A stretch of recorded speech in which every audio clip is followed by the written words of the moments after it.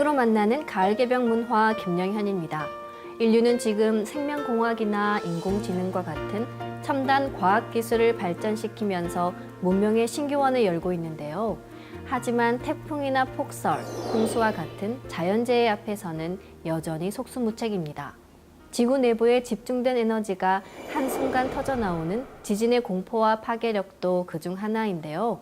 특히 얼마 전 경북 경주에서 있었던 규모 5.8의 대지진은 우리나라가 지진의 안전지대라고 여겨왔던 인식에 큰 경각심을 불러일으켰습니다.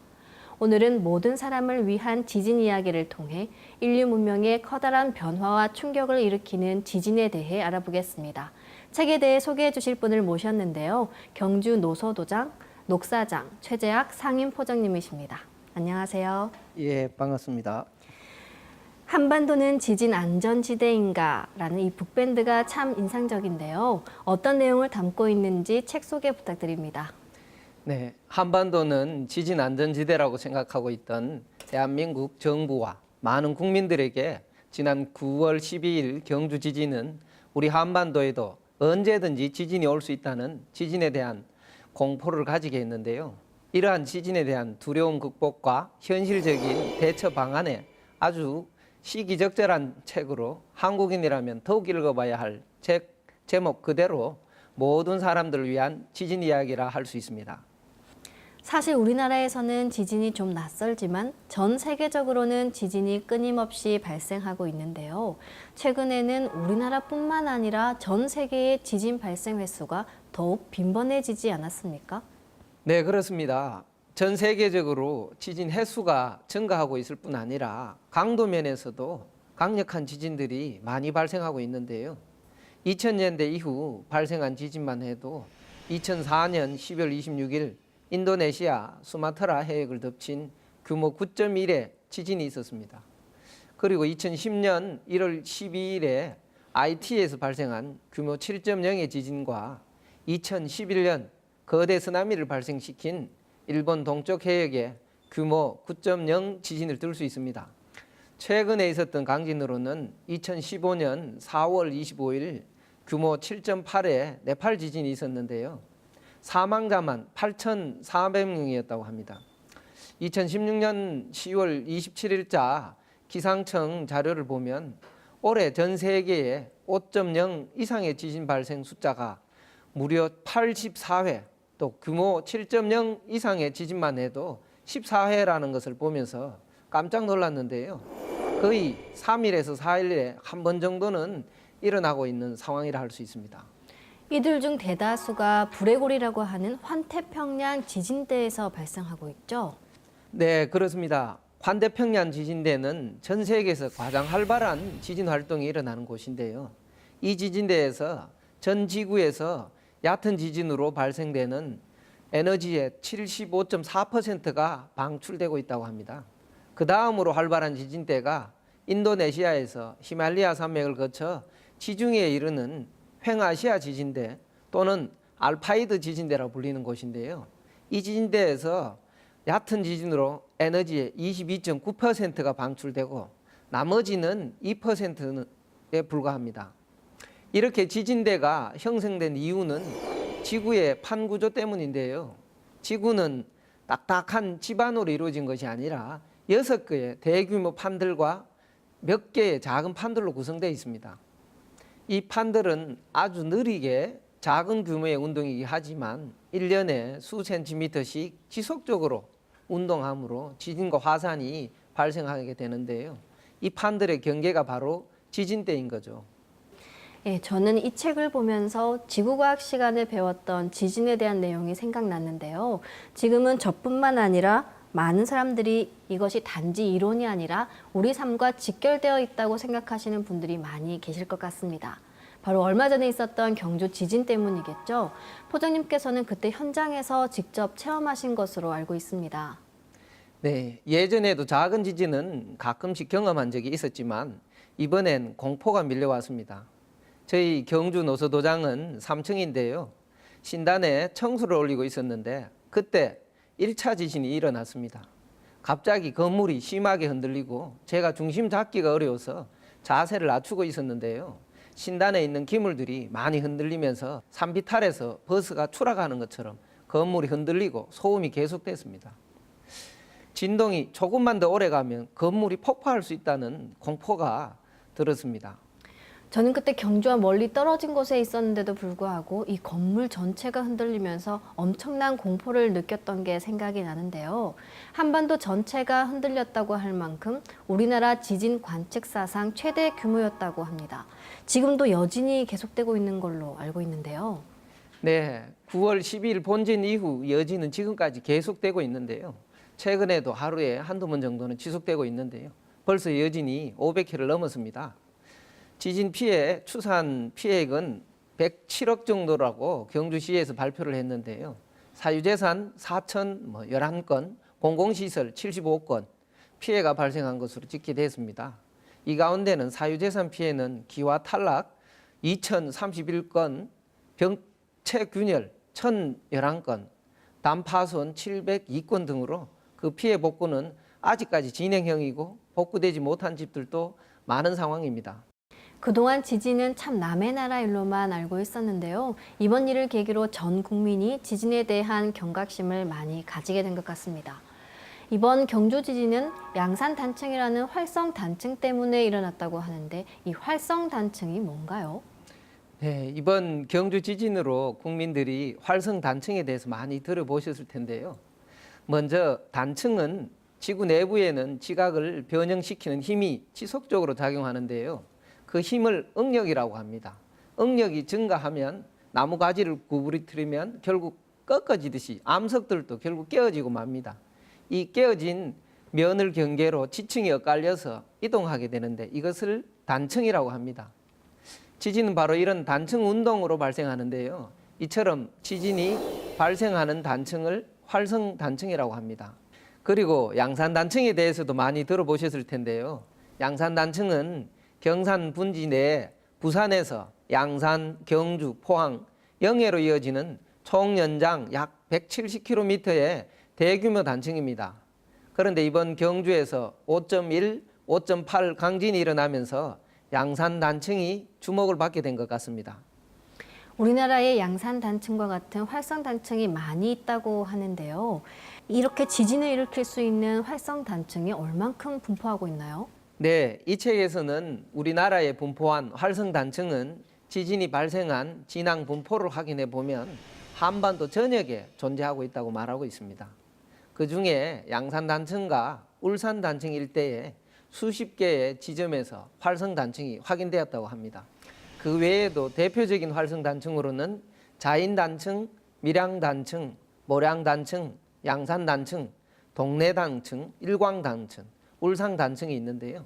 그 중에서 양산 단층 주변에 있는 단층을 양산 단층대라고 합니다. 그런데 문제는 전문가들이 우리나라에 활성 단층이 더 있을 것으로 예측하고 있다는 건데요. 일본의 대표적인 지진 전문가 가사하라 준조 도쿄대 명예교수는 한반도에는 남북 방향뿐 아니라 동서 방향으로도 활성 단층이 존재한다고 주장하면서 경주 지진도 이곳에서 발생한 것이라고 주장했습니다. 또 앞으로 더 강력한 지진이 발생할 수 있기 때문에 한국은 서둘러서 추가적인 강진이 왔을 때를 대비할 방책을 고민해야 한다고 말했는데요. 이렇게 경주 지진이 미확인된 단층에서 일어났다는 주장도 있는 만큼 장비와 지진 연구 시스템을 보강해 추가 단층을 발견하는데 더 정밀한 지진 예측을 해야겠습니다. 네, 지금부터라도 지진에 대한 심도 깊은 연구가 있어야겠다는 생각이 듭니다. 그런데 그렇게 우리나라에 활성 단층이 많다면 그동안 지진도 많이 있었을 것 같은데요. 혹시 지진에 관한 역사적인 기록이 있나요? 네, 저도 이번에 이 책을 통해서 알게 되었는데요. 역사적으로 진도 6 이상의 지진이 10번이나 있었다는 것이 삼국사기 기록에 있다는 내용을 보고 많이 놀랐습니다. 그 중에도 한반도 내에 발생한 최대의 지진은 1643년 7월 24일 울산 근처에서 발생한 규모 6.7로 추정되는 지진인데요. 서울과 전라도에서 지진이 느껴졌고 대구, 안동, 영덕 등지에는 봉화대가 무너진 곳도 많았고 울산 지역은 땅이 갈라지고 물이 용솟았다는 기록이 있습니다. 가장 큰 인명피해를 불러온 지진으로는 서기 779년 경주에서 발생한 규모 6.7로 추정되는 지진으로 집들이 무너지고 100여 명이 사망했다고 합니다. 그리고 우리나라 지진 관측 기계 설치 이후에 발생한 큰 지진으로는 1978년 홍성에 발생한 5.0의 강진이 있는데요. 이 홍성 지진으로 정부가 범국가적인 차원의 지진 대책을 강구하게 된 계기가 되었다고 합니다.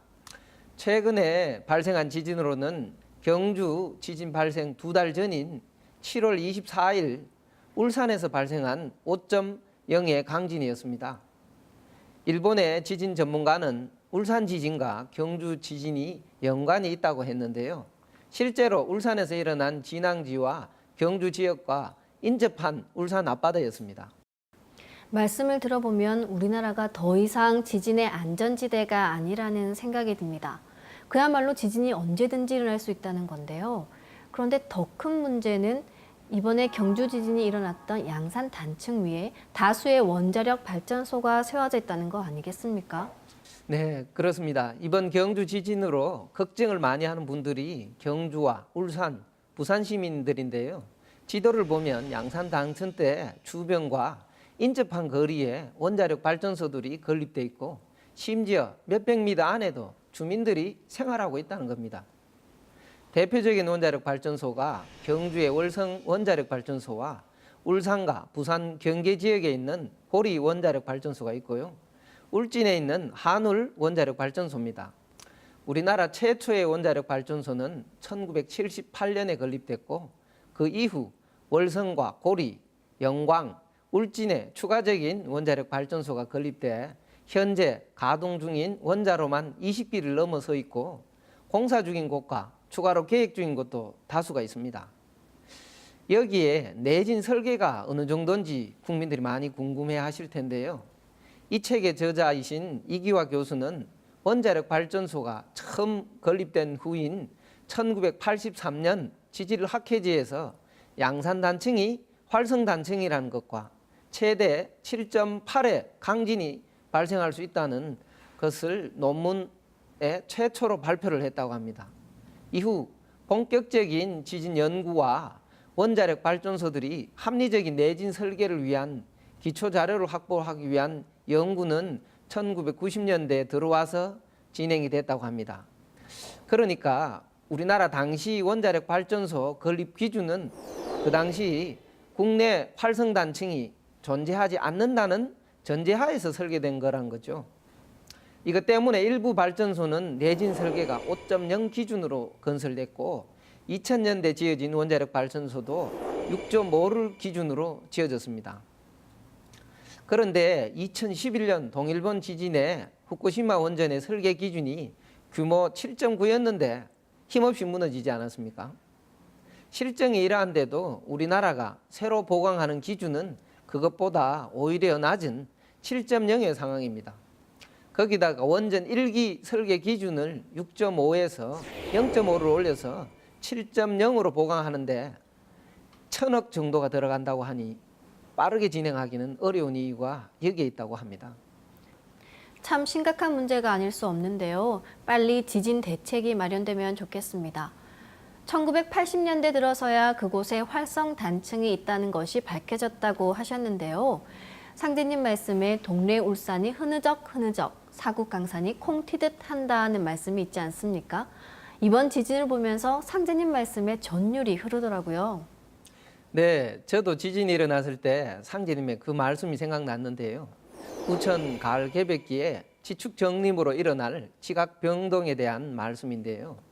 상제님 말씀 그대로 동네 울산을 잇는 곳에서 양산 단층이 발견됐다는 게 너무 놀라웠습니다. 이번 지진이 저에게 상제님에 대한 신심이 더욱 굳어지는 계기가 되었습니다. 네, 최재하 포정님을 모시고 한반도에서 발생한 그리고 앞으로 발생할지도 모르는 지진에 대해 말씀 나누고 있습니다. 우리나라에서 지진하면 빼놓을 수 없는 곳이 있죠. 바로 백두산인데요. 지진과 화산 폭발은 깊은 연관이 있다고 들었습니다. 네, 역사적인 화산 폭발 사례로 화산의 폭발의 위력과 피해 규모는 상상을 초월해서 한 나라를 순식간에 멸망하게도 한다는 것을 알 수 있는데요. 얼마 전 10월 8일 일본의 구마모토 현에 있는 아소산에서 36년 만에 폭발적인 분화가 발생해서 모두 깜짝 놀랐던 적이 있는데요. 분화구 주변에서 날아온 화산의 자갈에 건물이나 자동차 유리창이 깨지고 지붕이 파손되는 보도가 잇따랐습니다. 분화 원인으로 지난 4월에 있었던 구마모토 연쇄 강진을 들 수 있습니다. 그 지진 이후 아소산 주변 정밀 GPS 관측 결과 7월부터 지면이 팽창하는 것이 윤성효 부산대 지구과학교육과 교수에 의해서 관측되었는데요. 이 팽창은 아소산 밑에 마그마 방이 교란되면서 팽창하는 것으로 판단하고 있습니다. 그런데 문제는 앞으로 더 큰 분화가 예상되고 있다는 건데요. 최근 몇 년 사이에 일본 내 화산들이 연쇄적으로 분화하면서 일본 국민들 사이에 후지산이 폭발되지 않을까 하는 우려가 커지고 있습니다. 한반도에 강진이 발생한다면 백두산이 폭발할 수 있는 가능성도 충분하다고 볼 수 있겠네요. 네, 그렇습니다. 2015년 6월 1일자 신문기사를 보면 부산대 윤성효 지구과학교육과 교수팀이 백두산 화산이 폭발할 수 있는 8단계 중에서 7단계로 폭발할 경우 남한에 최대 11조 1,900억의 재산 피해를 줄 것이라고 발표했습니다. 이 발표는 학자 개인 차원이 아닌 정부가 발주한 화산 재해 피해 예측 기술 개발 연구 용역 결과이기 때문에 훨씬 더 신빙성이 높다고 할 수 있습니다. 백두산 천지는 약 1000년 전에 있었던 거대한 폭발로 산 정상부가 함몰되면서 만들어진 것으로 알고 있고 지금까지 휴화산으로 알고 있는 경우가 많은데요. 하지만 그 이후에 10차례 이상 소규모 분화가 계속 기록되고 있고 주목해야 할 것은 분명 활화산이라는 겁니다. 실제 중국과 미국의 연구 결과가 한반도에 마그마가 존재하는 유일한 곳이기도 합니다. 그러면 백두산이 가까운 시일 내에 폭발할 가능성이 있는지에 대한 의문이 생기는데요. 학계에 따르면 1999년부터 지금까지 약 3,000여 차례의 크고 작은 지진들이 지속적으로 발생하고 있다고 합니다. 무엇보다 백두산이 언제든지 분화할 가능성이 높고 규모는 2010년 4월 유럽 항공대란을 불러왔던 아이슬란드에 있었던 화산 폭발보다 약 10배 정도 클 것이라는 전문가의 주장이 있기 때문에 지속적인 관심을 가져야겠습니다. 좀 전에 말씀하셨던 1000여 년 전에 있었던 백두산 화산 폭발이 동북아에 상당한 영향을 끼쳤던 것으로 알고 있는데요.